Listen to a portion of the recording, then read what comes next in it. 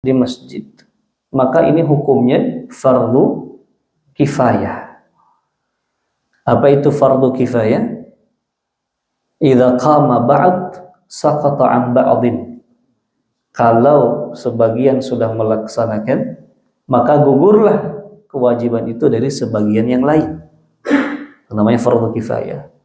Jadi kalau sudah ada yang azan di sekitar sini, ya sebetulnya tidak menjadi kewajiban juga bagi setiap masjid untuk mengumandangkan azan. Yang penting ada di satu kaum itu yang mengazan atau yang memberitahukan ya dengan lafaz azan ini bahwasanya waktu sholat sudah masuk. Nah, jadi fardu kifayah. Baik saat bepergian ataupun tidak. Saat bepergian maksudnya safar ataupun dalam kondisi mukim. Nah, ini karena keduanya merupakan syiar Allah, maka tidak boleh diabaikannya. Sebagaimana sabda Nabi, "Idza hadaratis shalah falyu'adzin ahadukum." Kalau sudah masuk waktu salat, hendaklah salah seorang di antara kalian mengumandangkan azan.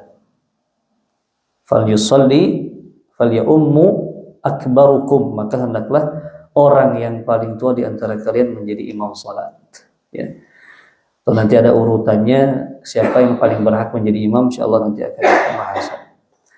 Ini yang pertama, dalam kondisi ya salat wajib berjamaah maka hukumnya fardu kifayah. Yang kedua, dalam kondisi salat sendirian, munfarid. Apa hukumnya azan? Nah, di sini hukumnya sunnah. Ada orang yang masbuk misalkan, atau dia tertidur, lupa, ketika ingatkan perintahnya harus segera melaksanakan salat. Nah, maka disunnahkan bagi dia untuk azan dan qomat walaupun sendirian. Ya. Sebagaimana riwayat dari Uqbah ibn Amir, saya mendengar Rasulullah SAW bersabda, Allah Subhanahu wa taala merasa takjub, ya'jabu rabbuna min ra'il ghanam fi syazriyatil jabal, gitu ya. Seorang pengembala kambing di puncak bukit.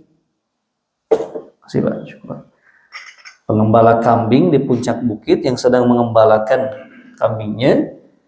Kemudian datang waktu sholat, ia mengumandangkan azan. Kemudian dia qomat, kemudian dia sholat sendiri. Ya, mengembala kambing kan ya rame-rame, dia sendirian. Allah begitu kagum, bahkan Allah sampai katakan, "Unzuru ila ibadi hada." Lihatlah kepada hambaku itu, ia mengumandangkan azan, kemudian ia salat, ya khaufu mindi, ia takut kepadaku, maka aku ampuni dosanya. Ghafartu lahu wa adkhaltuhu al-jannah. Lalu aku masukkan dia ke dalam surga. Ya, luar biasa pengembala kambing yang hidup jauh dari keramaian manusia, dia masih tetap menjaga sholatnya, sholat sendirian. Dan dia apa yang dia lakukan? Dia azan dan dia qomat. Nah, ini dasar dalil bahwasanya bagi orang yang sholat sendirian pun disyariatkan, hukumnya sunnah bagi dia untuk azan dan qomat. Kemudian jamaah sekalian, apa hikmah di balik perintah azan? Karena semua syariat, hukum yang Allah tetapkan pasti di dalamnya ada hikmah. Allah tidak mungkin mensyariatkan suatu perkara tidak ada tujuan dan hikmah, itu mustahil. Karena Allah sendiri memiliki nama Al-Hakim. Al-Hakim itu yang maha bijaksana, yang menetapkan suatu perkara itu dengan penuh hikmah. Ya.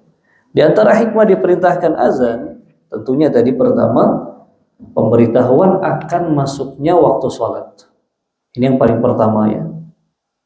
Hikmah dan tujuannya adalah memberitahukan. Yang kedua, panggilan dan motivasi untuk melaksanakan sholat berjamaah.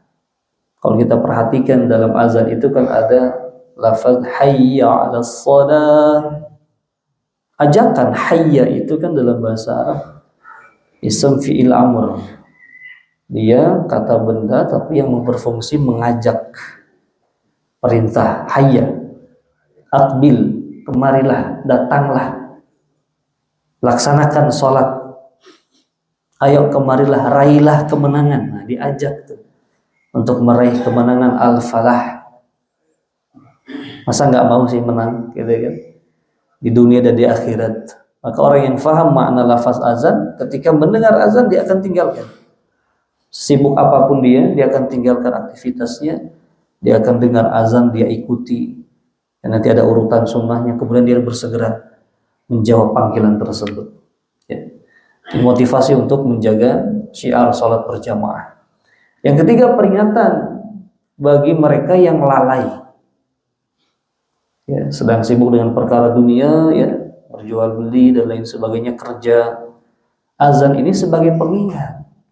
Kita diingatkan 5 kali dalam sehari. Ingat, jangan kau lalai dengan urusan duniamu. Ada urusan akhirat yang harus lebih kau perhatikan. Jadi teringat kembali kita. Bahkan ya sholat itu kan menjadi momen untuk kita beristirahat. Jadi Nabi senantiasa menjadikan sholat itu waktu Nabi beristirahat di dalamnya. Bukan menjadi sebuah beban ya. Aduh, udah zuhur lagi. Aduh, kok cepet banget. Udah asar lagi. Seakan-akan menjadi beban. Tidak. Tapi ini pengingat yang membuat kita merasa senang. Rindu karena akan berjumpa, bermunajat dengan Allah. Nah, ini beberapa di antara hikmah dari pensyariatan azan ya. Pemberitahuan, kemudian motivasi dan pengingat bagi kita. Nah, bagaimana kisah disyariatkannya azan? Azan ini kan disyariatkan ketika Nabi setelah hijrah di tahun pertama. Ya, jadi ketika fatrah Makkiyah, ketika Nabi masih di Mekah itu belum ada syariat azan. Ya bagaimana syariat azan di situ kondisinya masih minoritas, masih sembunyi-sembunyi 3 tahun pertama wahyu. Ya, jadi tidak memungkinkan untuk memanggil kaum muslimin karena akan mengakibatkan apa? Penyiksaan dan lain sebagainya oleh kaum Quraisy ya.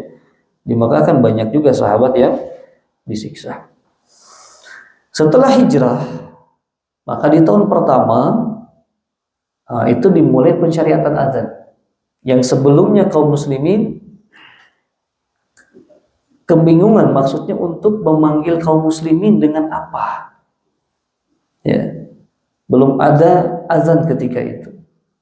Apakah dengan meniru kaum Yahudi menggunakan apa? Ya, trompetnya itu yang dari gading gajah. Atau seperti Nasrani menggunakan lonceng. Ya. Atau menggunakan genderang. Ya, istilahnya beduk sekarang. Seperti yang dilakukan sebagian Majusi juga.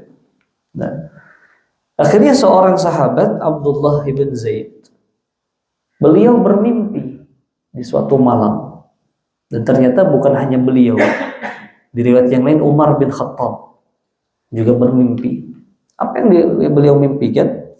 Beliau melihat seorang membawa lonceng dalam mimpinya ini ya. Seseorang membawa lonceng. Ia berkata, apakah engkau hendak menjual lonceng ini? Saya mau beli ya lonceng ini. Maka engkau jual. Kemudian orang ini bertanya, untuk apa kau mau beli lonceng ini? Ya, dia berkata, akan kami gunakan untuk memanggil orang melaksanakan sholat. Ya, di mimpinya siapa? Abdullah bin Zaid. Maka orang yang bawa lonceng tadi berkata lagi, ala adulluka ala u'allimuka bi syai'in afdal min hadha? Mau enggak aku ajarkan, tunjukkan dengan sesuatu yang lebih baik daripada menggunakan lonceng ini? Maka ia menjawab, ya Abdullah ini. Maka orang itu pun mengajarkan Abdullah lafaz azan dan iqamah seperti yang ada sekarang, dari Allahu Akbar, Allahu Akbar, Allahu Akbar, Allahu Akbar, asyhadu an la ilaha sampai Allahu Akbar, la ilaha illallah. Di pagi harinya setelah terbangun sholat bersama Nabi, sholat subuh, Abdullah bin Zaid menghadap kepada Nabi ya, ingin mengabarkan tentang mimpi. Dan memang kebiasaan para sahabat kalau bermimpi sesuatu itu ingin tahu tafsir mimpinya disampaikan kepada Rasulullah. Ya Rasulullah, aku semalam bermimpi ini. Apa makna mimpi ini ya Rasulullah? Ya, itu namanya takwil ru'ya ya, takwil atau tafsir mimpi gitu ya. Itu bahkan sebagian ulama sampai menulis buku berkaitan dengan tafsir mimpi ini ya, seperti karyanya Imam Ibnu Sirin ya. Itu khusus dengan tafsir mimpi. Cuman juga banyak perkara-perkara yang khurafat juga dalam tafsir mimpi. Jadi harus berhati-hati ya. Tidak semua orang bisa mentakwil, mentafsirkan mimpi. Lalu Nabi mendengarkan apa yang disampaikan Abdullah bin Zaid ini. Lalu apa respon Nabi? Innahu la ru'ya shadiqah aw la ru'ya haqqun. Innahu la ru'ya haqq. Sungguh ini adalah mimpi yang benar insyaallah. Ya. Maka Nabi memerintahkan Abdullah bin Zaid, temui Bilal dan ajarkanlah lafaz azan itu kepadanya. Jadi yang diperintahkan Nabi kepada Abdullah bin Zaid bukan langsung azan, tapi ajarkan kepada Bilal. Biar Bilal nanti yang azan. Kenapa? Fa innahu anda minka sautan, karena dia lebih merdu ya, dan lebih nyaring suaranya. Ini salah satu indikator kalau pilih muazzin. Jadi suaranya yang baik, yang bagus dan lantang ya. Nah, akhirnya Abdullah mengajarkan kepada Bilal, dan Bilal muazzinnya Rasulullah pertama kali mengumandangkan azan. Nah, ini kisah tentang pensyariatan azan. Setelah itu kaum muslimin setiap sholat memanggil dengan azannya. Tapi jemaah sekalian, lalu apa keutamaan bagi seorang muazzin? Apakah ada keutamaan tertentu? Jelas. Ya, banyak hadis menunjukkan seorang muazzin itu memiliki keutamaan, kekhususan dari orang-orang lain. Di antaranya, kelak di hari kiamat, seorang muazzin akan mendapatkan persaksian dari semua yang mendengarkan azannya. La yasma'u mada sautil muazzin jinnun wal insun illa syahida lahu yaumal qiyamah. Tidaklah ya ada makhluk yang mendengar suara muazzin, baik dari kalangan jin, manusia atau apapun, termasuk binatang di dalamnya ya, maka akan datang nanti hari kiamat akan bersaksi di hadapan Allah bahwasanya orang ini adalah orang yang senantiasa suka mengumandangkan azan, mengajak orang untuk sholat. Luar biasa pahalanya ya. Nah, jika saja manusia mengetahui pahala azan, maka mereka akan berlomba mengumandangkan azan. Bahkan kalau saling berebut tidak dapat bagian, sampai-sampai mereka melakukan undian. Ya, saya ingin, saya dulu tidak. Udah, kalau gitu kita lakukan undian. Siapa yang keluar namanya dia yang azan. Sampai segitunya. Karena pahala yang begitu besar. Tapi kalau dalam konteks kekinian kan sudah ada ya pengaturan jadwal ya. Maka DKM sudah ngatur gitu. Siapa imamnya, siapa muazzinnya. Maka kalau sudah ada jadwal seperti ini nggak boleh sembarangan masuk masjid orang ngambil mic azan, nggak boleh. Terus sembarangan maju jadi imam. Oh, saya kan lebih bagus suaranya, saya kan lebih banyak hafalannya, nggak boleh. Ya, tidak boleh. Nanti akan ada pembahasan khusus tentang imam ya.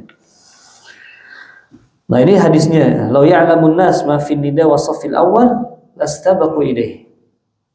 Ya, jika saja manusia mengetahui besarnya pahala dalam azan dan barisan pertama dalam sholat, ini pahalanya luar biasa ya. Dan muazzin itu ya rata-rata pasti sholatnya di saf pertama gitu kan. Jarang muazzin di saf kedua ya, kecuali mungkin ada uzur dia keluar dan sebagainya ya. Rata-rata muazzin di saf pertama, jadi dia dapat keutamaan luar biasa itu. Saudara, pahala azan, pahala di saf pertama ya. Dan mereka tidak mendapatkan jalan untuk meriah kecuali dengan cara mengundi, maka niscaya mereka akan melakukannya undian tersebut. Saking besarnya pahala dalam azan dan saf pertama ya. Dan saf pertama ini yang paling besar mana yang paling dekat dengan imam ya. Jadi kanan dulu kiri dulu safnya, cari yang paling dekat dengan imam. Jangan kanan dulu dipenuhin, kiri kosong ya. Cari. Kalau kiri lebih dekat ke imam, maka di saf yang sebelah kiri itu lebih afdal ya. Kemudian apa syarat sahnya azan? Karena kalau syarat-syarat ini hilang, azan tidak sah ya. Maka harus terpenuhi semua. Di antaranya hendaknya azan ini dikumandangkan oleh seorang muslim, jelas ya. Karena ini ibadah. Muslim laki-laki dan berakal sehat. Muslim aqilun. Biasanya kan musim, akil, balik. Tapi balik di azan ini tidak menjadi syarat. Ya, karena boleh ya anak-anak untuk mengumandangkan azan dengan syarat apa? Tamyiz. Tamyiz itu ya sudah masuk usia bisa membedakan dia. Usia 7-8 tahun ya. Bisa membedakan mana yang benar, mana yang salah, mana yang boleh, mana yang tidak. Tapi kalau masih terlalu kecil, 4-5 tahun ya masih susah diarahkan, nggak boleh. Bahkan sebagian masjid itu ya membolehkan karena sebagai latihan, oh jangan. Kalau latihan ya jangan ketika pas masuk waktu sholat. Latihan nggak usah pakai mic keluar, ya, karena bukan untuk perkara main-main. Ya. Dan kalau mau melatih anak, ya silakan di masjid, tapi jangan pakai mikrofon keluar. Mic di dalam misalkan, di luar waktu sholat, silakan. Yang kedua, hendaknya sesuai dengan urutan. Ya jelas, ini tidak boleh urutan lafaz azannya ini dibolak-balik, diacak. Harus berurutan. Ya.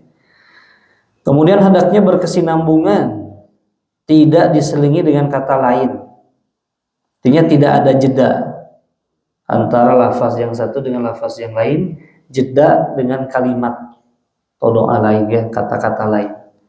Lagi azan ya, ada yang manggil dia ya, dia jawab ya sebentar saya azan dulu, lanjut lagi azan, nggak boleh. Ini tidak boleh ada lafaz yang memisahkan antara lafaz azan, itu harus berkesinambungan. Yang keempat, hendaknya dikumandangkan setelah masuknya waktu sholat, jelas ya. Azan sebelum waktu sholat itu tidak sah, harus diulang.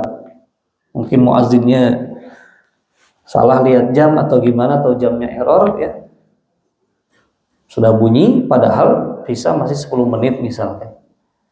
Dia yakin azan saja padahal belum masuk waktu sholat.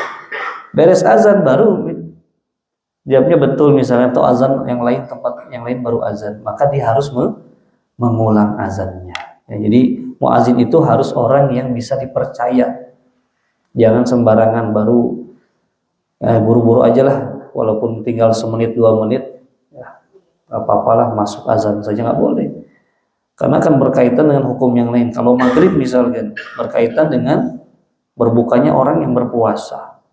Kalau belum masuk kemudian kita mengumandangkan azan, itu tanggung jawab kita itu. Kalau ternyata belum masuk waktu sholat, ya, tanggung jawab kita, dosa menanggung orang yang berbuka puasa. Jadi puasanya kan tetap sah bagi orang yang tidak tahu sebetulnya, tapi muazin ini tanggung jawabnya besar ya. Maka cari orang yang bisa dipercaya dan amanah. Kalau ini syarat sah harus terpenuhi. Ada sunnah-sunnah azan. Sunnah-sunnah azan ini ya sebaiknya dilakukan, anjuran ya, bukan karena sunnah lalu ditinggalkan, tidak, tapi ini anjuran yang sebaiknya dijaga dan dilakukan. Yang pertama, menghadap kiblat. Jelas azan menghadap kiblat itu umumnya seperti itu ya. Hendaknya muadzin bersih dan suci dari hadas. Jadi jangan sampai muadzin itu azan dulu, beres azan baru dia berwudu. Sebagian ada yang begitu. Tak boleh ya, anjurannya dia bersih-bersih dulu ya, berwudu dulu, setelah azan ya dia langsung sholat sunnah dan lain sebagainya, nggak keluar masjid lagi ya.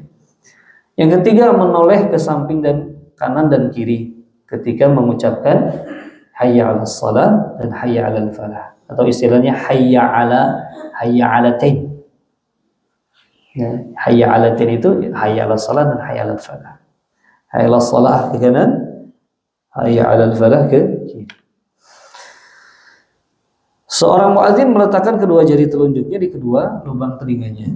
Ya, tunjuk begini ya. Nih, ini gambarnya. Nah, Ini termasuk sunnah juga.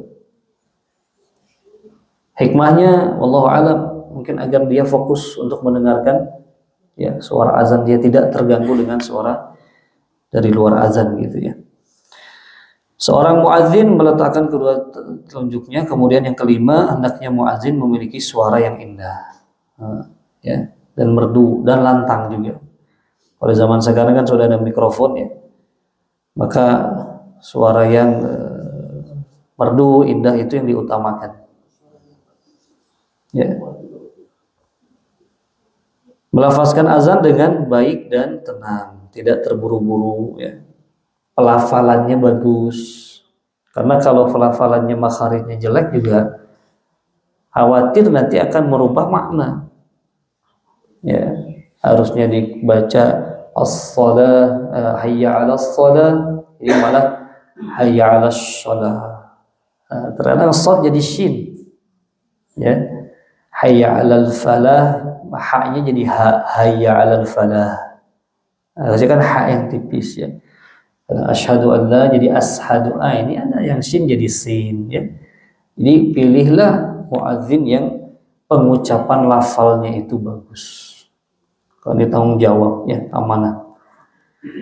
Tapi ini diantara sunnah-sunnah yang dianjurkan untuk dilakukan ketika mengumandangkan azan.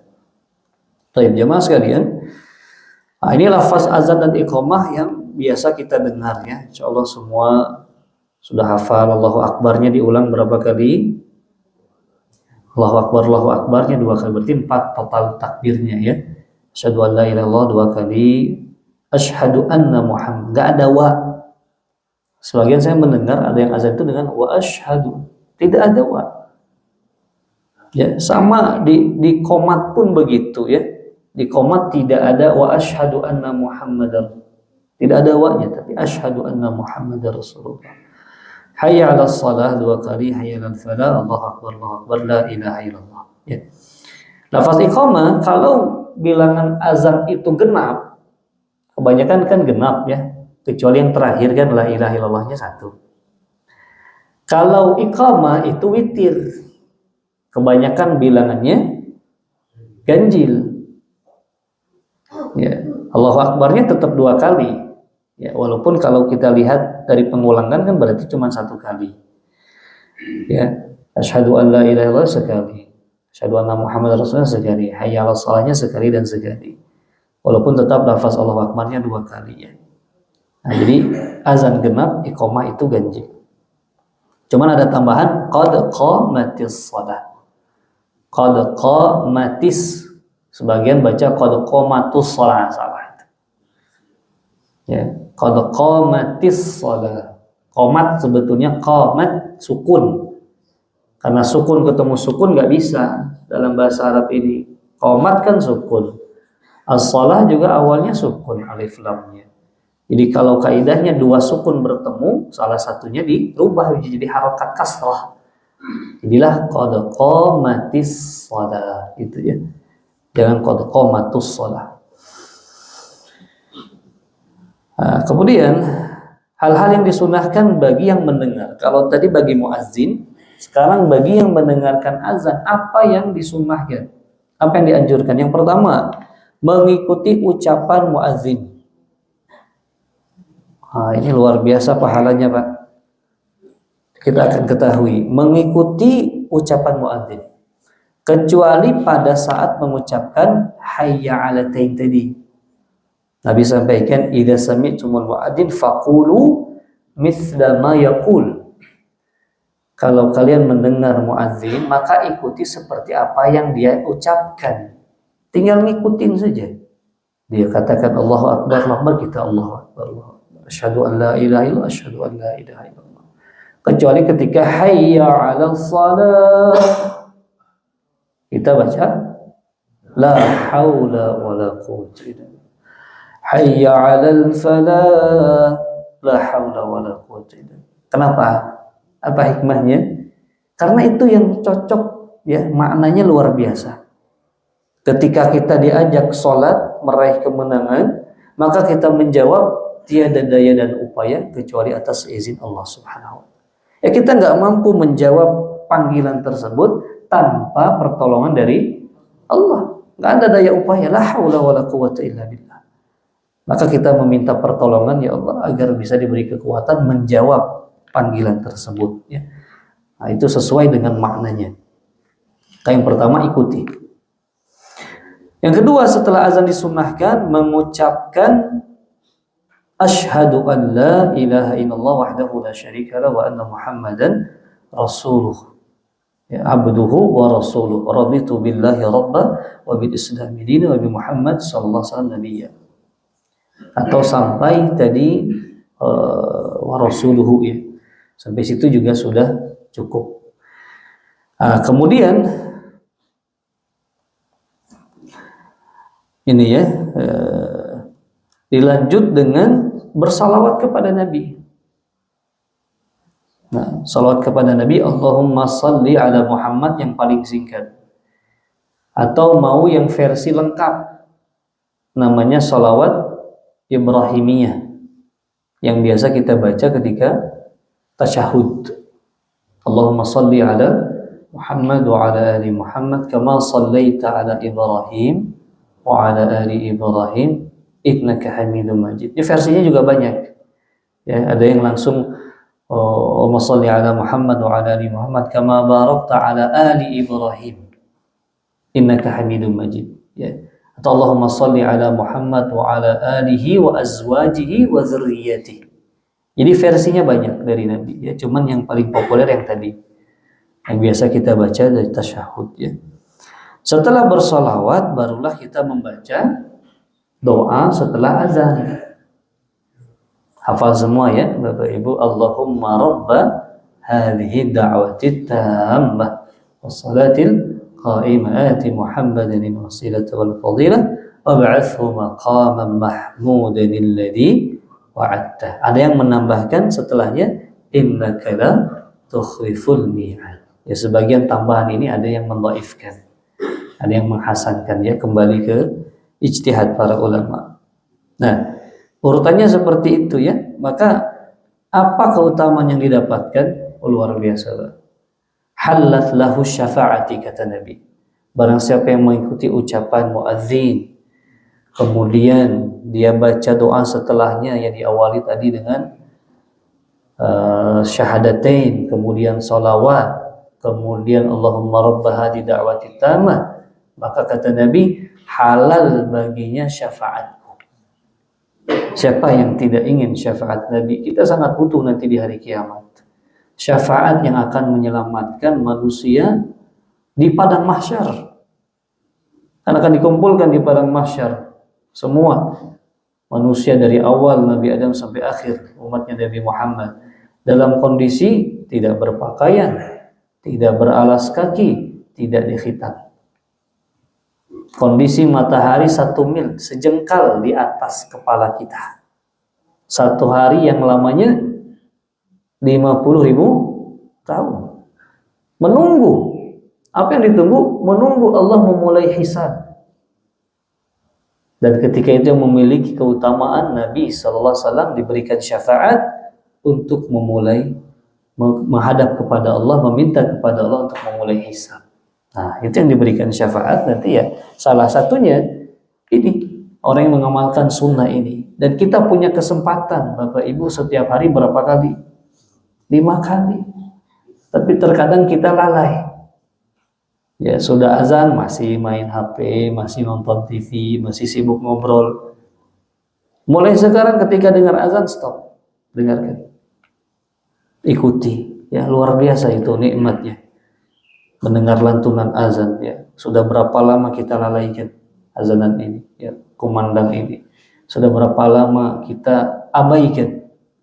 Dulu saya tidak pernah menjawab panggilan ini. Sekarang ya Allah setiap mendengar panggilan ini bergetar hatinya. Bertambah keimanannya. Bertambah rindunya ingin segera berjumpa dengan Allah. Begitu. Ya, karena azan itu akan menggetarkan hati-hati orang beriman ya. Jadi jangan dianggap seperti ya perkataan biasa azan ini, seruan biasa, jangan. Simak baik-baik. Walaupun ini sunnah ya, tapi itu yang akan mendatangkan petunjuk, akan mendatangkan kenikmatan manisnya iman. Ketika mendengar azan, resapi, ini panggilan dari Allah. Allah memanggil bukan untuk kemaslahatan Allah, untuk kemaslahatan kita. Ya, Allah tidak butuh sholat kita, tidak butuh ibadah kita yang butuh. Ketika mendengar azan sudah, mulai sekarang dengarkan, ikuti dan amalkan sunnah ini agar mendapatkan syafaat Nabi Shallallahu Alaihi Wasallam. Dan kemudian setelah azan ini, ya kalau ada qobliyah silahkan sholat qobliyah, atau kalau tidak ada qobliyah bisa sholat di antara azan dan qomat, seperti sholat asar, ya, sholat maghrib isya kan tidak ada qobliyahnya, tapi boleh kita sholat. Niat sholatnya apa? Ya sholat di antara azan dan qomat. Atau kalau tidak mau sholat, perbanyak doa. Sudah sholat masih belum qomat, jangan sia-siakan, perbanyak doa antara azan dan iqamah. Kata Nabi, ad-du'a bainal azan iqamah la yurad. Doa yang dilantunkan, disampaikan, dipanjatkan kepada Allah di antara azan dan iqamah itu tidak tertolak. Artinya mustajab. Ini sering 5 kali dalam sehari terulang. Ini menuntut kita ya untuk persiapannya sebelum azan berarti. Karena kalau orang baru azan baru berwudu, nggak akan dapat kesempatan untuk berdoa di antara azan dan iqamah. Ya, kalau baru berangkat, ya nggak akan bisa qobliyah, nggak akan bisa berdoa. Ya, maka persiapannya sebelum masuk waktu sholat, bahkan sebelum azan, ya, agar dapat pahala dan keutamaan yang banyak di sisi Allah. Kemudian hukum-hukum yang berkaitan dengan azan dan iqamah. Ini sedikit permasalahan berkaitan dengan azan dan iqamah. Yang pertama, kalau kita sedang menjamak sholat, mau safar atau dalam perjalanan, kita jamak 2 sholat, zuhur dan asar atau maghrib dan isya, maka tetap disyariatkan untuk azan. Hanya saja azannya 1 kali. Ya, 1 kali. Misalnya di perjalanan, kalau sholat berjamaah di masjid, ya sudah ada masjid yang azan gitu kan. Tapi kalau kita berkelompok, misalkan rombongan, ya, mau menggabungkan sholat zuhur dan asar atau maghrib dan isya, maka tetap ya disyariatkan cuma 1 kali saja. Tidak perlu untuk sholat zuhur azan, asarnya azan, nggak perlu. Sekali saja, hanya iqomahnya yang 2 kali. Iqomahnya tetap untuk zuhur dan asar, ya, tapi azannya sekali. Yang kedua, jika telah dikumandangkan iqamah namun sholat dilaksanakan agak terlambat, muadzin sudah qomat, imam izin, batal wudunya. Ya, imam sudah siap, sudah qomat, tapi izin imamnya karena batal, ya. Artinya kan ada jeda di situ. Apakah perlu mengulang lagi ketika imam kembali? Agak lama nih, 5 menit, imam mungkin ke toilet dulu dan sebagainya, jemaah menunggu semua. Ketika kembali, apakah perlu dilantunkan iqamah lagi? Tidak perlu, ya, tidak perlu. Ya, maka tidak perlu mengulangi iqamah, ya. Dan qomat ini kapan muazin itu mengumandangkan iqamah? Apakah ketika ada bunyi titit dari sini, dari bel ini, alarm? Bukan, ya, itu bukan patokan ini, ya. Ini hanya pengatur waktu, pengingat saja. Tapi hak untuk mendirikan sholat itu ada pada imam. Jadi imam yang berhak memerintahkan atau mengarahkan muazin untuk iqamah. Kalau ada imam rawatib, imam yang sudah ditetapkan, ya, jadwal imam hari ini Bapak Fulan, Ustadz Fulan, Bapak Fulan, Pak Haji Fulan. Kalau belum datang imam rawatib ini, nggak berhak muazin untuk iqamah, ya, kecuali ada uzur dan sudah terlalu lama ditunggu, tidak hadir, mungkin ada uzur, sudah qomat. Tapi nggak bisa hanya karena patokannya ke alarm ini. Pokoknya udah bunyi qomat. Kasihan imamnya yang baru datang. Ini buru-buru dia. Jadi itu hak imam untuk mendirikan sholat. Kalau imam sudah keluar, sudah maju ke depan, baru qomat. Sebetulnya seperti itu. Ya, cuman sekarang kan kebiasaannya menjadi seperti itu ya. Udah bel bunyi, qomat baru imamnya keluar. Rasulullah SAW itu para sahabat tidak memandangkan sholat sampai Rasul datang, maju ke depan, ya imam sudah berdiri ya baru qomat, gitu ya. Nah, jadi kalau masih sholat, imamnya masih sholat sunnah misalkan dan lainnya, tenang saja. Walaupun ini sudah bunyi dan lain sebagainya, tenang saja. Tunggu imam maju ke depan baru qomat, ya. Dan tidak dikaitkan dengan sudah sholat sunnah semua atau ada yang masih tidak. Walaupun masih ada yang sholat, kalau imam sudah maju, sudah qomat. Mau sampai kapan nungguin semua beres? Ada yang datang lagi, ada yang datang lagi, ya kan? Jadi itu haknya imam. Jadi imam kalau sudah maju, ya, sudah memerintahkan, sudah ya, silahkan qomat dan laksanakan. Nah, hendaknya seorang muadzin berupaya untuk menghindari kekeliruan. Ini yang saya tadi sampaikan ya. Pilih yang pelafazannya betul, makharijul hurufnya bagus. Ya. Tidak boleh keliru karena ini dikumandangkan keluar ya. Seperti ucapan Allahu Akbar dengan nada tanya. A-nya yang panjang. Allahu Akbar. Bahaya ini. Bertanya apakah Allah Maha Besar? Bahaya. Itu yang bahayanya bahasa Arab, Pak. Harokat berubah, panjang berubah, maknanya berubah. Ya kan, harusnya Allah, lamnya yang panjang. Ini dia rubah, A-nya yang panjang. A itu dalam bahasa Arab, A itu artinya apa? A. Amaridun anta, apakah kamu sakit? A aja ada makna, satu huruf aja ada makna ya dalam bahasa Arab itu. Jadi jangan A-nya yang panjang, hati-hati. A-nya tetap pendek, lamnya yang panjang. Ucapan Allahu Akbar dengan memanjangkan huruf ba. Nah, ini juga sering. Allahu Akbar. Nah, salah juga kan? Nggak ada ba-nya panjang pendek. Ya. Ucapan Allahu wa Akbar dengan menambahkan huruf waw. Allahu Akbar. Wa. Nah, jadi disambungkan hu dan a jadi huwa. Allahu Akbar.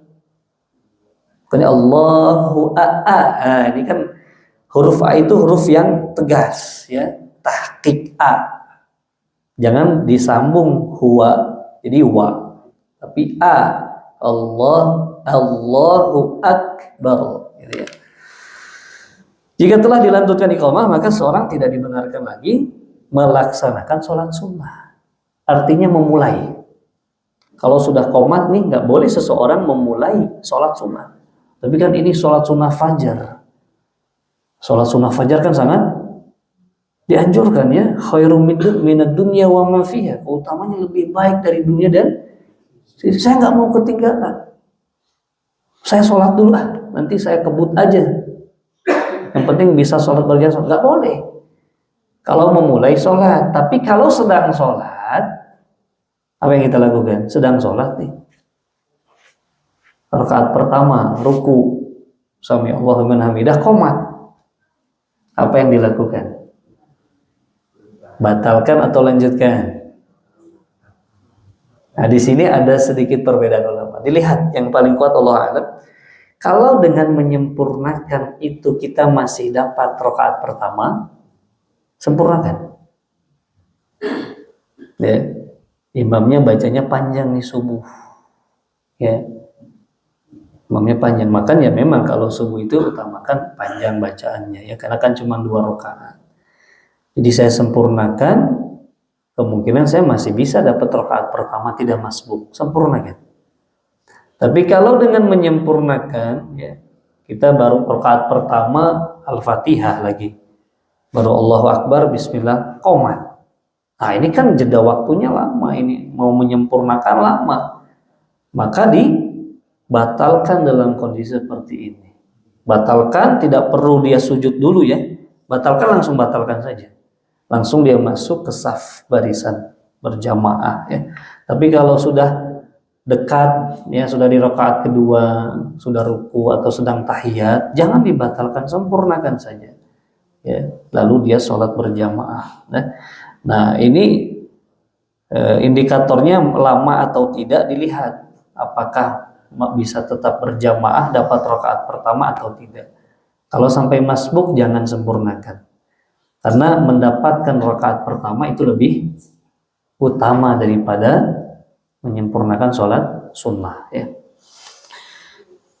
Yang kelima, dibenarkan azan yang dikumandangkan oleh anak kecil yang telah mumayyiz tadi, diperbolehkan ya, tetap dengan syarat dan ketentuan, harus pelafalannya benar ya dan bagus. Yang keenam, dianjurkan untuk mengumandangkan azan dan iqamah jika hendak melaksanakan sholat yang tertinggal, baik karena lupa ataupun karena tertidur ya, kayak kita tiduran lupa ketika mau sholat mengqadha ya, qadha sholat yang tertinggal, itu juga disyariatkan untuk azan dan iqamah sendiri saja ya, kita azan sendiri, qomat sendiri ya. Kemudian yang ketujuh, bagi mereka yang berada di masjid sementara muadzin telah mengumandangkan azan, maka tidak dibenarkan meninggalkan masjid. Maka dari itu masuk masjid dalam keadaan suci, kecuali terpaksa batal misalkan, boleh dia keluar berwudu. Tapi yang sudah di masjid tidak ada keperluan keluar, ya jangan keluar. Bahkan ini merupakan pelanggaran.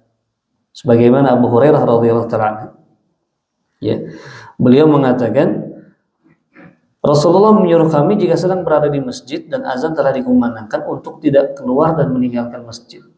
Suatu hari Abu Hurairah melihat seorang laki-laki setelah azan dia keluar. Apa kata Abu Hurairah? Faqad asa Abul Qasim, sungguh laki-laki ini telah bermaksiat kepada Abul Qasim. Siapa Abul Qasim? Rasulullah ya, itu kunyahnya Nabi kan. Nabi punya anak Qasim, namanya Abul Qasim. Orang ini sudah bermaksiat kepada Rasulullah karena apa? Beres azan dia malah keluar dari masjid ya. Maka yang sudah di masjid, sudah azan, tadi urutannya baca doa, kemudian sholat sunnah kalau mau, atau perbanyak ibadah yang lain, zikir, baca Quran dan lain sebagainya. Yang kedelapan, dianjurkan bagi muadzin untuk merendahkan suaranya ketika mengucapkan lafaz syahadatain dalam azan, kemudian dia mengulangi. Ini namanya tarji'. Ini tidak populer di kalangan kita ya, karena kalau dilakukan bisa heboh ini. Tapi sebetulnya ini termasuk yang disyariatkan, diperbolehkan. Apa itu tarji'? Mengulang bacaan syahadatain. Jadi ia mengucapkan lafaz syahadatain dalam azan, kemudian mengulangi sambil menaikkan suaranya. Asyhadu an la ilaha illallah, asyhadu anna Muhammadar Rasulullah, asyhadu an la ilaha illallah gitu. Jadi sebelum lafaz Allahu Akbar, Allahu Akbar, asyhadu an la ilaha illallah seperti azan biasa, dia ucapkan dulu sendiri secara pelan. Baru dia angkat suaranya. Jadi berapa kali dia ucapkan syahadatain? 4 kali jadinya syahadatain itu. Syahadat yang 2 kalinya syahadat kepada Allah, asyhadu an la ilaha, 2 kali keras, 2 kali pelan, 2 kali keras ya. Nah, ini 2 kali pelan, 2 kali keras gitu ya. Itu memang jarang dilakukan di sini. Tapi kalau di daerah-daerah negara Afrika, Maroko, Jazair, ya, kemudian Tunisia, itu azannya biasa begitu. Istilahnya apa namanya? Tarji'. Ya, tarji' itu mengulang lafaz syahadatain dengan suara pelan dulu baru keras. Ya. Itu juga termasuk sunnah. Ya. Kalaupun penerapannya ya harus disosialisasikan dulu. Kalau di sini khawatir malah mengundang keributan. Nanti ini azan apa katanya, kok aneh katanya ini ya. Nah begitu. Jadi tidak semua yang sunnah bisa dilakukan ya, bisa diamalkan, harus melihat kondisi. Hal yang tidak boleh dilakukan apa? Ketika azan, melakukan azan yang dapat mengubah bunyi huruf. sibuk dengan nada azannya, sama dengan baca Quran sekarang ya, mohon maaf. Sekarang banyak orang disibukkan dengan istilah belajar makomat. Bukan tidak boleh, tapi jangan sampai memalingkan dari tujuan utama. Bahkan kalau makomat itu, kalau kita lihat pendapat para ulama ya tentang makomat itu, banyak yang memakruhkan. Belajar makomat, artinya kalau makomat itu kan ada polanya. Jadi kalau baca bayati, hijazi, ros, dan nahawan dan sebagainya itu ada pola tertentu. Kapan naiknya, kapan turunnya, kapan datarnya. Seperti nada saja dalam lagu itu. Kalau fokusnya ke situ, oh di sini naik, sini harus turun. Orang ketika baca Quran fokusnya ke apa? Jadi ke nadanya itu. Tidak mendalami, tidak mentadaburi makna ayatnya. Itu yang bahaya. Silahkan punya irama yang bagus, tapi jangan terikat dengan pola nadanya. Sampai-sampai harokatnya malah ngikutin pola nadanya. Karena harokatnya pendek, tapi pola nadanya tinggi, panjang, jadi dipanjangin. Nah, itu nggak boleh. Jadi malah Al-Quran yang ngikutin nada dia. Jangan. Ya. Tetap baca sesuai dengan tajwid. Irama dan nada itu mengikuti saja, tidak boleh berlebihan, tidak boleh takalluf, terbebani, oh harus begini irama, tidak. Secara tabiat saja. Ya. Imam-imam Haramain bacaannya secara tabiat, tidak takalluf, tidak berlebihan. Karena kalau biasanya di musabaqah ya, musabaqah perlombaan tilawah Al-Quran itu kan ada penilaian. Oh dia pakai makom yang ini tapi nggak sesuai dengan pola, kurang nilainya. Ini ada yang pakai makom bacaan ini sesuai dengan polanya, ya dapat poin. Nah gitu Pak. Tapi kalau dalam urusan sholat ya, jangan seperti itu. Lebih fokus kepada makna, termasuk azan. Jangan karena nada azannya begini akhirnya panjang pendeknya jadi hancur, jadi berubah. Ini tidak boleh ya. Maka sesuaikan dengan lafaz azannya. Kemudian ini ya, melakukan dapat mengubah bunyi juga jangan. Harokat atau sukun baik dengan cara mengurangi atau menambah. Mengeraskan suara saat membaca salawat kepada Nabi sallallahu alaihi wasallam setelah azan. Jika setelah azan ya tidak perlu secara jahar ya, keras membaca salawatnya, doanya secara pelan saja ya, mikrofonnya sudah mulai matikan saja. Mengucapkan aqamahallah wa adamaha ketika mendengar ucapan qad qamatis shalah. Coba kalau kita mendengar qad qamatis shalah, apa yang kita ucapkan ya? Tidak ada lafaz khusus sebetulnya ya. Jadi ucapan aqamahullah wa adamaha ya tidak ada dasar dalilnya sebetulnya. Ya, jadi ketika qomat orang mau mengikuti, ada sebagian mazhab yang membolehkan seperti mengikuti ucapan di adzan. Allahu Akbar, Allahu Akbar, ya kita ikuti Allahu Akbar, Allahu Akbar. Qad qamatis shalah, qad qamatis shalah. Gitu ya. Termasuk ketika as-salatu khairum minan naum. Apa yang dibaca? Shadaqta wa bararta, ini ijtihad bagian para ulama, termasuk di sebagian ulama Syafi'iyah. Cuman kalau melihat dalil, maka masuk ke keumuman dalil yang tadi, ucapkan seperti apa yang muadzin ucapkan. Jadi apa yang kita ucapkan? As-salatu khairum minan naum lagi. Ya. Nah ini lafaz adzan subuh. Jadi azan subuh ini ada as-salatu khairum minan naum. Perdebatan yang luar biasa panjang. Apa yang diperdebatkan? Kapan mengucapkan as-salatu khairum minan naum? Apakah di azan awal? Apa itu azan awal? Yang sebelum masuk waktu subuh. Biasanya 1 jam. Jam 3. Kalau subuhnya jam 4, jam 3. Tujuannya untuk apa? Membangunkan orang yang tidur untuk sholat, witir, untuk sahur. Dan mengingatkan orang yang sudah tahajud untuk segera kembali. Liyuqidha na'im wa yurji al-qa'im, untuk membangun orang yang tidur dan memberitahu orang yang sedang sholat untuk segera kembali karena akan mendekati waktu subuh. Itu azan awal, misalnya 1 jam. Apakah ketika azan awal as-salatu khairun minan naum atau di azan subuhnya?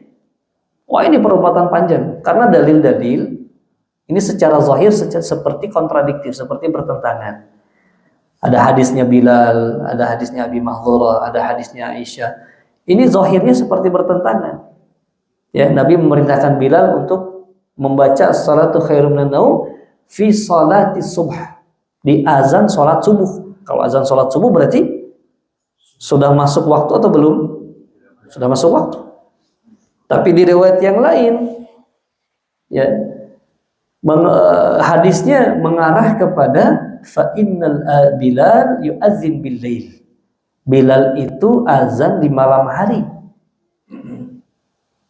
Ya, malam hari artinya sebelum waktu subuh. Nah, di situ sebagian ulama memahami as-salatu khairun minan naum itu sebelum waktu subuh, azan awal. Sedangkan azan subuhnya tidak. Sebagian lain, tapi mayoritas ulama, jumhur ulama berpendapat bahwasanya as-salatu khairum minan naum itu di salat subuh. Sudah masuk waktu salat subuh. Ya. Perdebatan panjang ini ya. Memang ya namanya khilaf dan dalil-dalil memang tidak ada dalil yang tegas, artinya ya ini perkara ikhtilafiyah, khilafiyah. Tidak bisa dipaksakan. Ya. Kalau ada masjid yang tidak menggunakan as-salatu khairum minan naum, ya, kita hargai saja. Tidak bisa memaksakan. Jangan dicap, wah ini masjid nggak benar ini kelompok apa ini, ya. Jadi nggak bisa ya, karena memang dalil-dalilnya ada ya, zahirnya memang ada perselisihan gitu ya. Dan itu dari zamannya ulama mazhab sampai sekarang masih berselisih. Jadi ya sikap kita kalau dalam permasalahan fikih ya bertoleransi saja selama dibangun di atas pendalilan yang benar, cara berdalil yang benar. Tapi kalau cara berdalilnya salah ya nggak bisa, kita tetap memahami, meyakini ini yang benar begitu ya. Azan dapat mengusir setan, jelas salah satu hadisnya kan digambarkan kalau sedang azan setan itu lari terbirit-birit sambil mengeluarkan kentut yang keras.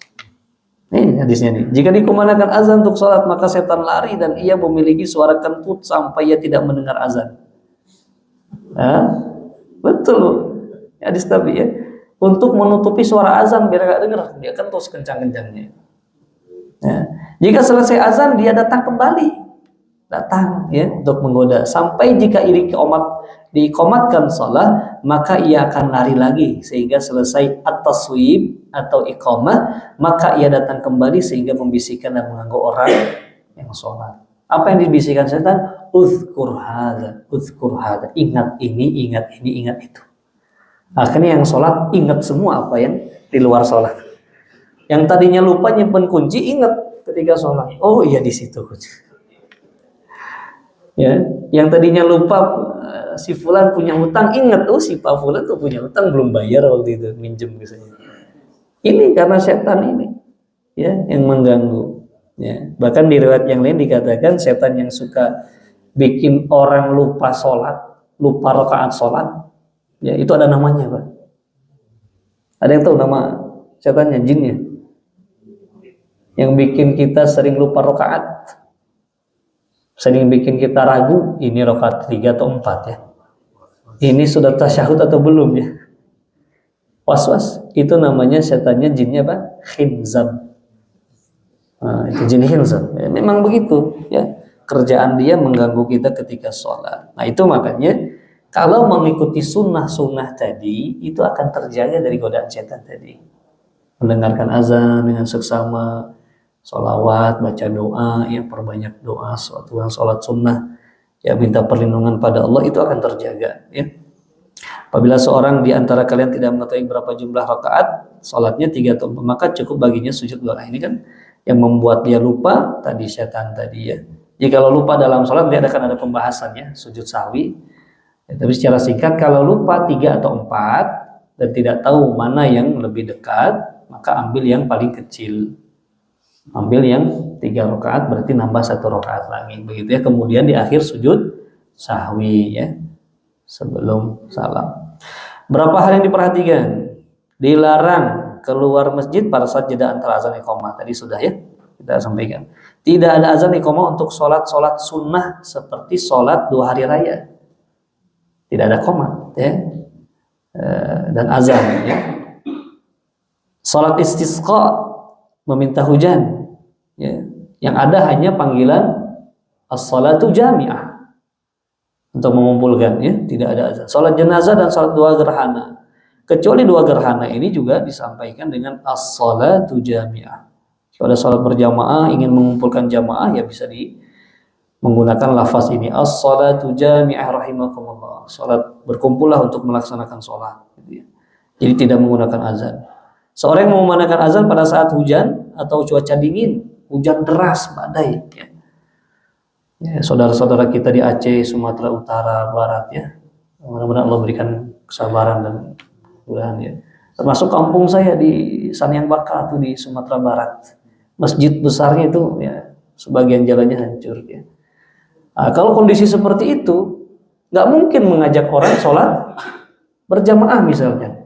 Maka ditambahkan dalam lafaz azannya ya as-shalah fi rihalikum ala sallu fi rihalikum. Jadi hanya mengumandangkan, memberitahu bahwasanya azan sudah masuk, tapi nggak perlu datang ke masjid. Karena kondisinya ekstrim, cuacanya hujan, jalan terputus, orang nggak mungkin nyebrang.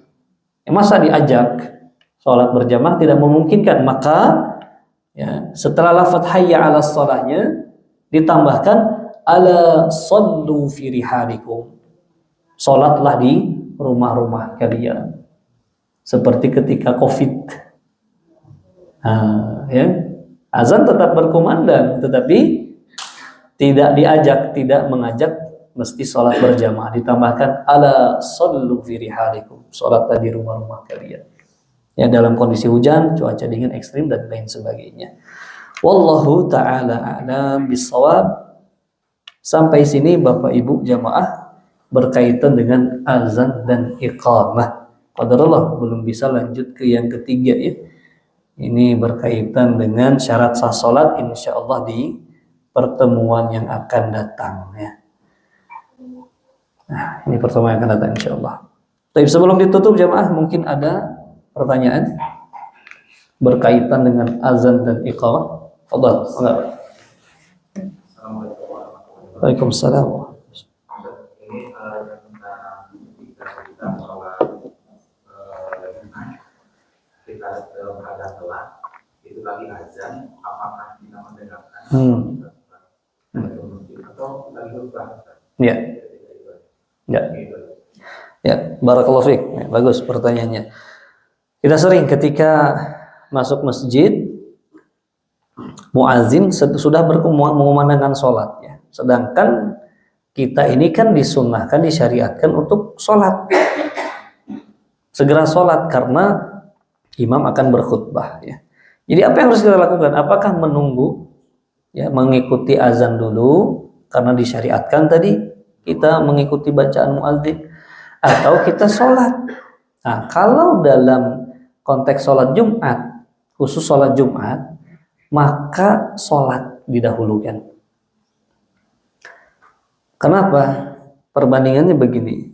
Ulama menjelaskan mendengarkan khutbah imam itu lebih utama. Jadi kalau dengan mendengarkan azan dulu, setelah beres azan, kan imam sudah mau khutbah. Kita malah sholat. Artinya kita tidak akan fokus mendengarkan khutbahnya khatib. Sedangkan mendengarkan itu lebih utama. Maka segera sholat saja. Tidak perlu mendengarkan muazin sampai beres. Karena ada yang lebih utama yang akan kita lakukan. Ya. Tapi kalau di sholat-sholat yang lain, sholat wajib biasa, masuk, ini sedang azan, kita diam saja, dengarkan dulu. Karena waktunya luas. Setelah beres azan, kita bisa sholat sunnah. Ya, sebagai bentuk tahiyatul masjid, silahkan. Tapi dalam kondisi sholat Jumat, maka yang didahulukan segerakan sholat. Ya, karena ada yang lebih utama apa? Mendengarkan khutbahnya imam. Itu kan indikator pahala, ya, besar pahalanya orang sholat Jumat itu ketika mendengarkan imam. Ya, maka yang sering ngantuk, sering tidur ketika khutbah Jumat, sayang gitu ya. Pahalanya sayang. Ya, jangan sampai hilang pahala Jumat karena kita sering ketiduran, tidak mendengarkan khutbah imam. Nah, coba yang kemarin sholat Jumat, masih ingat apa yang disampaikan? Nah, itu aja cara ngetesnya ya. Kalau mau betul-betul saya menyimak atau tidak, setelah khutbah tanya pada diri tadi tentang apa ya khutbahnya. Oh, tentang ini. Oh, berarti ada saya. Berarti saya benar mendengarkan. Tapi kalau nggak bisa temanya tentang apa, nggak bisa jawab apa ya? Oh, berarti ketiduran itu berarti. Gitu ya. Jadi itu Pak jawabannya. Didahulukan dia sholat, segera kemudian mendengarkan khutbah. Tapi kalau sedang khutbah, apa yang dilakukan? Sholat tetap dan meringkas sholatnya. Itu kejadian di zaman Nabi.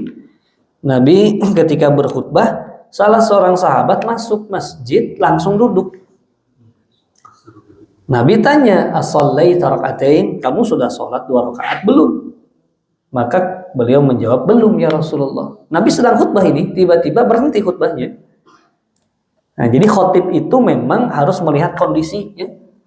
Jangan membiarkan ada keributan, dibiarkan saja khotib ceramah saja.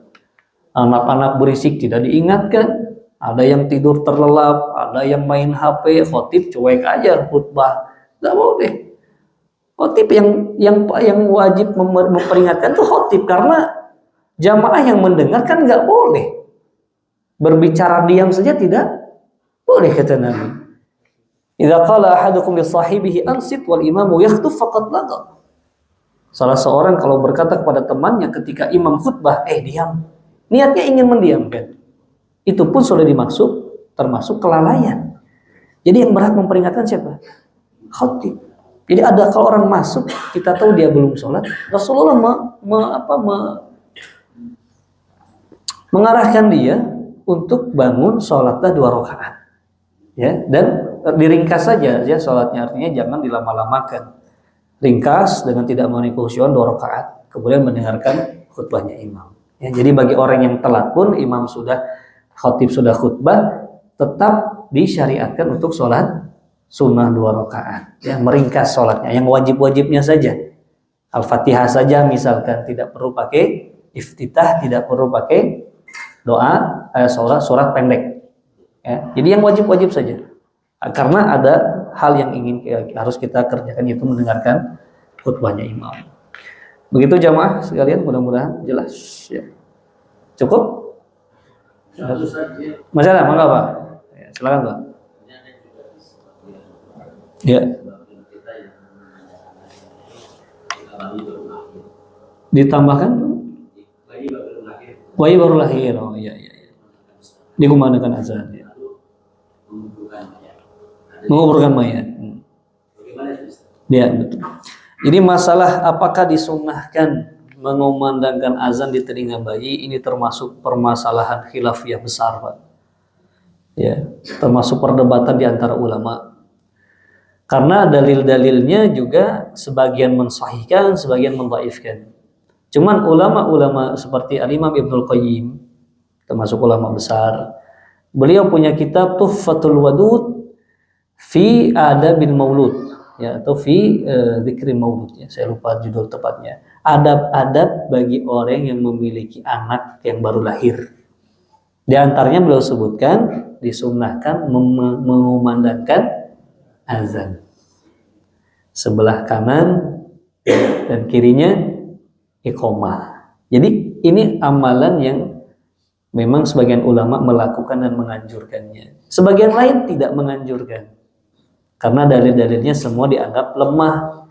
Dalil-dalil yang mensyariatkan azan dan iqamah. Ya, kembali ke permasalahan ijtihadiyah, Pak, namanya, Pak. Penilaian. Yang menilai hadis lemah kuat itu kan juga ijtihad. Bisa benar, bisa salah. Ya, bagi yang menganggap ini hadisnya kuat, benar, ya diamalkan. Bagi ulama yang menganggap setelah dia berijtihad ternyata hadisnya ini lemah, banyak kekurangan dan lain sebagainya, maka dia tidak mengamalkan. Bagi kita yang awam, ya kita mengambil pendapat yang memang misalkan kalau punya kemampuan untuk menganalisa, dianalisa. Kita punya kemampuan, misalkan ya, kita bandingkan mana pendapat yang paling kuat. Begitu, kalau punya kemampuan, punya dasar alat-alatnya bahasa Arab, punya ilmu usul fiqh, silahkan bandingkan pendapat ulama. Bagi orang awam, dia cukup taklid saja, mengikuti. Ya. Dia tanya ustadz yang dia anggap berkompeten, ya, ikuti arahnya sudah. Jadi tidak bisa diributkan juga ya begitu. Ada yang pakai azan, maka kalau itu yang diyakini, tidak memakai azanmu ya silahkan. Kalau masalah menguburkan, nah ini gimana? Kuburkan azan, ya. Ini permasalahan khilaf, tetapi ada dalil yang lebih kuat gitu loh. Jadi permasalahan khilaf ini Pak, tidak semua perbedaan itu bisa ditoleransi. Perbedaan yang bisa ditoleransi atau yang diakui namanya khilaf mu'tabar, itu kalau dalil-dalilnya masing-masing kuat. Tapi ada perbedaan yang salah satu dalil lebih kuat dari yang lain. Ya, seperti mohon maaf, kasus mengumandangkan azan di kuburan. Nah, ini termasuk permasalahan khilaf, tetapi ada pendapat yang lebih kuat, yaitu tidak disyariatkannya azan ketika menguburkan. Dalil-dalilnya apa yang lebih kuat? Kalau kita lihat sejarah Nabi, kita runut lagi ya, kita cek ya. Di zaman Nabi ada yang meninggal atau tidak? Banyak ya. Bahkan anaknya sendiri Ibrahim wafat. Ada tidak riwayat yang disampaikan para sahabat, diwakilkan kepada kita bahwasanya Nabi melakukan azan? Sahabat ketika menguburkan azan. Kemudian tabi'in, atba'ut tabi'in, ya kita tidak mendapati, Pak. Tidak mendapati adanya riwayat yang mensyariatkan hal tersebut. Artinya kalau tidak ada ya, maka tidak dilakukan, itu lebih utama. Walaupun ya sebagian ulama, termasuk ulama kalangan Syafi'iyah, itu mensunnahkan ya azan ketika menguburkan. Ya begitulah masalah fikih, Pak. Jadi kita harus pandai memilih ini permasalahan perbedaan yang masih bisa ditoleransi, dianggap mu'tabar atau tidak. Kalau permasalahan yang mu'tabar diakui, silakan masing-masing beramal dengan dalil yang dia ambil. Tapi kalau permasalahan yang di situ ada perbedaan tapi tidak termasuk perkara yang diakui perbedaannya, maka kita mengambil pendapat yang lebih kuat. Ya, memang permasalahan ini ya bukan untuk konsumsi orang awam sebetulnya. Kenapa? Karena nggak bisa membedakan kalau orang awam mana yang kuat, mana yang lemah. Ini ranahnya orang-orang yang bisa menganalisis ilmu. Orang awam tugasnya apa? Mencari guru yang dia yakini berkompeten. Itu tugasnya. Ya. Jadi harus bisa membedakan mana sih guru yang memang dia berilmu, mana yang hanya bisa cerita saja. Mohon maaf, hanya bisa bikin candaan saja. Nah, itu kan mohon maaf ya. Terkadang di TV banyaknya hanya ceramah-ceramah lucu-lucu saja. Ya, tapi carilah guru yang kompeten. Ya, yang dasar keilmuannya bisa dipertanggungjawabkan. Tanya. Fas'alu ahla dzikri in kuntum la ta'lamun. Jadi tugasnya bertanya kepada ahlu zikir, ahlul ilmu, itu sudah. Apa yang diarahkan, difatwakan kepada dia, itu yang dia amalkan. Begitu Pak ya. Wallahu ta'ala alam bisawab. Mudah-mudahan jelas ya, yang kita kaji bermanfaat, Allah berikan kemudahan untuk mengamalkannya. Kita tutup dengan doa kafaratul majlis. Subhanakallahumma bihamdik asyhadu an la ilaha illa anta astaghfiruka wa atubu ilaik. Jazakumullah khairan. Assalamualaikum warahmatullahi wabarakatuh.